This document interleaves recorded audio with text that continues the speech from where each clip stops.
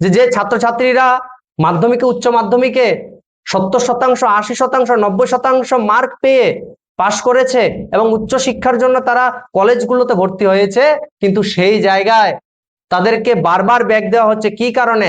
এবং ত্রিপুরা ইউনিভার্সিটিতে মোট 4 থেকে 5 জন টেকনিশিয়ান দরকার, সেই জায়গায় ত্রিপুরা ইউনিভার্সিটি মাত্র একটি মাত্র টেকনিশিয়ান মৃণাল বাবুকে দিয়ে চালাচ্ছেন। কেন সেটা? ত্রিপুরা ইউনিভার্সিটি কেন কোনো পদক্ষেপ নিচ্ছেন না? এবং যখন আমরা গতকাল ওনাদেরকে প্রশ্ন করি, ওনারা বলছেন একজন টেকনিশিয়ানের দ্বারা সবকিছু উনি করতে পারছেন না। যে টেকনিশিয়ান বাবু আছেন উনি বলছেন উনি সবকিছু করতে পারছেন না। এবং যখন ত্রিপুরা রাজ্যের 34-35টা কলেজ ওনাকে মার্ক সেন্ড করছেন, ইমেল করছেন, তখন উনি নাকি এগুলো স্কিপ করে যাচ্ছেন, ওনার অত দেখার সময় নেই। উনি বলছেন 30% ছাত্রছাত্রীর সমস্যা থাকতেই পারে, ওনাদের এইরকম বক্তব্য। সেখানে আমাদের প্রশ্ন, 30% নয়, একটি মাত্র যদি ছাত্রছাত্রীদের, ত্রিপুরা রাজ্যের একটি মাত্র ছাত্রছাত্রীদের যদি সমস্যা থাকে, সেটা ত্রিপুরা ইউনিভার্সিটি সেটাকে ঠিক করতে হবে। সেটা বিদ্যার্থী পরিষদ সৎ সাহস নিয়ে, বুকে বল নিয়ে বলে, সঠিককে সঠিক এবং ভুলকে ভুল বলার মতো বিদ্যার্থী পরিষদ এই সাহস রাখে। তাই ওনাদেরকে যখন প্রশ্ন করা হয়, ওনারা বলছেন রিসেন্টলি 4-5 জন টেকনিশিয়ান ওনারা পশ্চিমবঙ্গ থেকে কোনো কোম্পানি থেকে, বেসরকারি কোনো কোম্পানি থেকে হায়ার করে আনার কথা ওনারা বলছেন। ত্রিপুরা রাজ্যের এই যে এতদিনের সমস্যা, সেটা কি এতদিন ছিল না? আমাদের প্রশ্ন, এতদিন কেন ঠিক করা হয়নি? যখন আমরা একের পর এক আন্দোলন করছি প্রত্যেকটি ক্যাম্পাসগুলোতে, তখন ওনাদের এই ত্রিপুরা ইউনিভার্সিটির ভিসি মহোদয়ের কুম্ভনিদ্রা ভঙ্গ হয়েছে। উনি বলছেন উনি নাকি বিগত পরশুদিন উনি জানতে পারেন যে ত্রিপুরা ইউনিভার্সিটিতে ওনাদের টেকনিশিয়ান কম আছেন। উনি কি কুম্ভনিদ্রায় ছিলেন? আমাদের প্রশ্ন।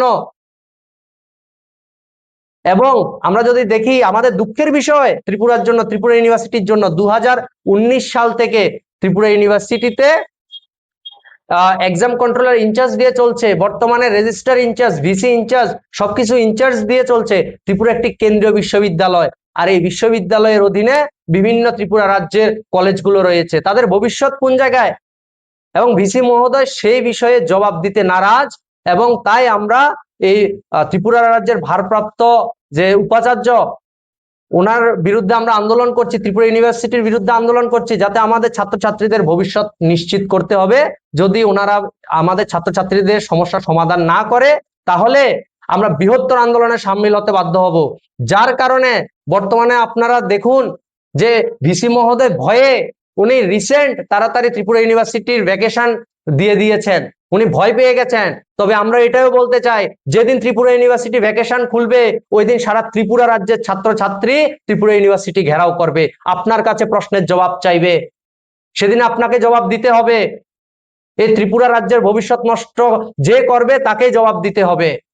আমরা দরকার হলে ত্রিপুরা হায়ার এডুকেশন ডিপার্টমেন্টও আমরা ঘেরাও করব, কিন্তু ত্রিপুরা রাজ্যের ছাত্রছাত্রীদের ভবিষ্যৎ নষ্ট আমরা হতে দেব না। আমরা ভারতের শিক্ষামন্ত্রী তথা আমরা ত্রিপুরার গভর্নর থেকে, সিএম থেকে সকলকে আমরা মেইল করেছি, আমাদের আন্দোলন কর্মসূচি আমরা পাঠিয়েছি। আমাদের এই সমস্যার সমাধান হতে হবে, না হলে আমরা গণতান্ত্রিক উপায়ে আমরা সকল ত্রিপুরা রাজ্যের ছাত্রছাত্রীরা, আমরা ত্রিপুরার জন্য, ছাত্রছাত্রীর ভবিষ্যৎ নিশ্চিতের জন্য আমরা একসাথে এক বৃহত্তর আন্দোলনে সামিল হতে বাধ্য হব, এবং ত্রিপুরা রাজ্য সেই আন্দোলন দেখবে।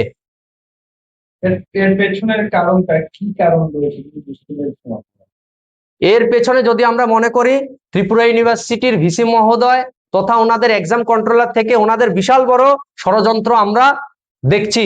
যেখানে উনি যেখানে বলছেন যে টেকনিশিয়ান নেই, উনি বিগত পরশুদিন জানতে পেরেছেন। সেই জায়গায় তিনি একজন ত্রিপুরা রাজ্যের ভারপ্রাপ্ত ত্রিপুরা বিশ্ববিদ্যালয়ের উপাচার্য, 10 মাস হয়েছে উনি এই দায়িত্ব গ্রহণ করেছেন, উনি কি জানেন না? তাহলে এটি কি কোনো ষড়যন্ত্র নয় ছাত্রছাত্রীদের এই ভবিষ্যৎ নষ্ট করার পিছে ভিসি মহোদয়ের? সেই বিষয়ে আমাদের বলা।